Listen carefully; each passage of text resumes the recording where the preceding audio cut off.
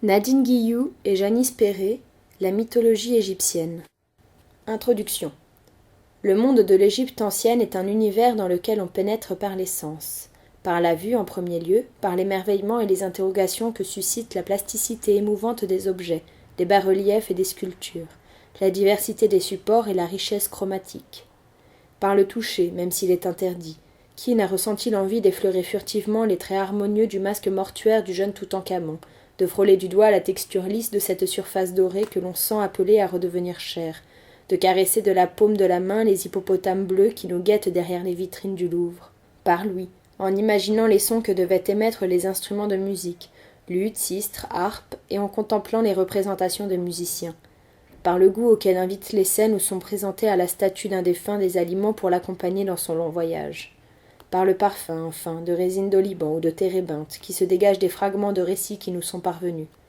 Parfum d'un monde raffiné et sensuel, qui émane de tant d'objets d'art, de ces papyrus incomplets, de ces livres de pierre. Impressions multiples dont on s'imprègne, enfant, devant les vitrines du Louvre, puis, plus tard, dans la contemplation des vestiges eux-mêmes, ou dans la lecture, pour découvrir à quel point ce monde était perçu et organisé par les Égyptiens en fonction d'une pensée religieuse très élaborée. Une mythologie complexe et insaisissable.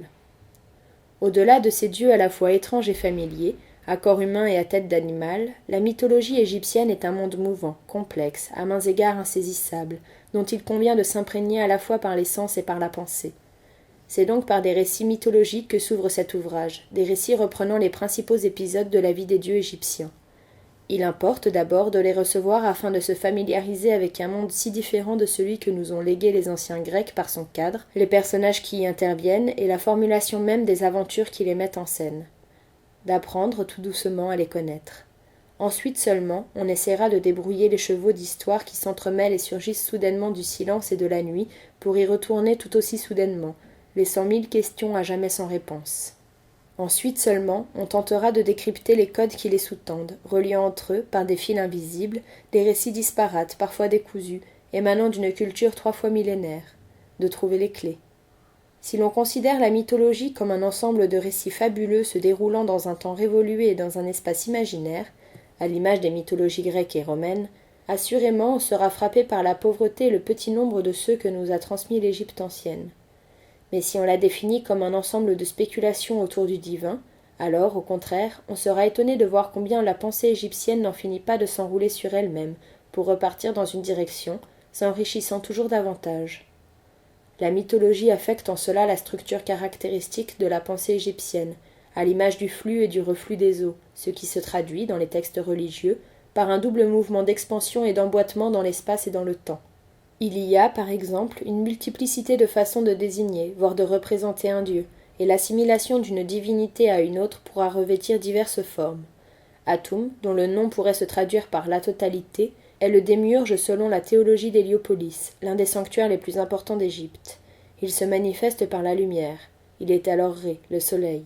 Quand on le considère dans son mouvement, il est Arachti, le faucon qui va d'un horizon à l'autre, d'est en ouest et d'ouest en est. Quand on le considère dans le temps, il est Scarabée ailé le matin, Képri, celui qui est venu à l'existence, Vieillard le soir, Atum, celui qui est arrivé à son terme, autre valeur de son nom. La boucle est bouclée. Atum peut désigner le démiurge susceptible de se manifester dans les différentes formes de Ré, le soleil, mais il est aussi l'une des manifestations de Ré, le soleil nocturne à son terme.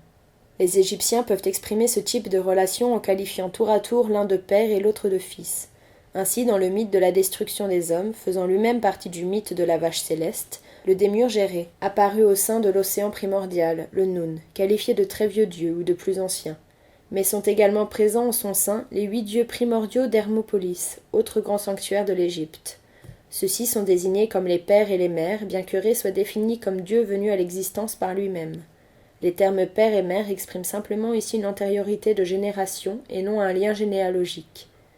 De même, dans le recueil funéraire des textes des pyramides, la lune est qualifiée de frère du roi défunt, car tous deux sont visibles en même temps dans le ciel nocturne, tandis que Vénus, le dieu du matin, est son rejeton, étant le dernier astre visible au matin.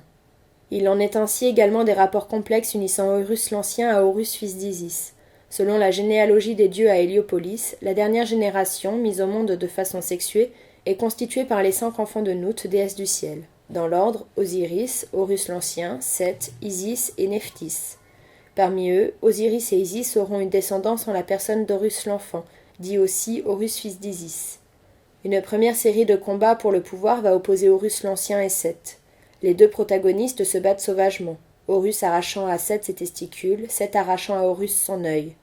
Mais à la mort d'Osiris, une lutte analogue se déroule entre Seth et Horus l'Enfant. Là encore, l'œil d'Horus est endommagé par Seth. Cet œil, blessé puis guéri, est dans tous les cas une métaphore pour la lune, croissant et décroissant.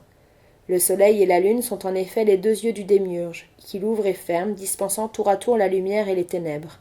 On voit comment les mythes s'interpénètrent d'une génération à l'autre, selon une confusion délibérée qui traduit, outre la problématique liée à la transmission du pouvoir, la permanence du combat de la lumière et des ténèbres, des origines du monde au règne de la dernière génération des dieux sur terre, combat transposé dans le domaine céleste lorsque les dieux quittent la terre.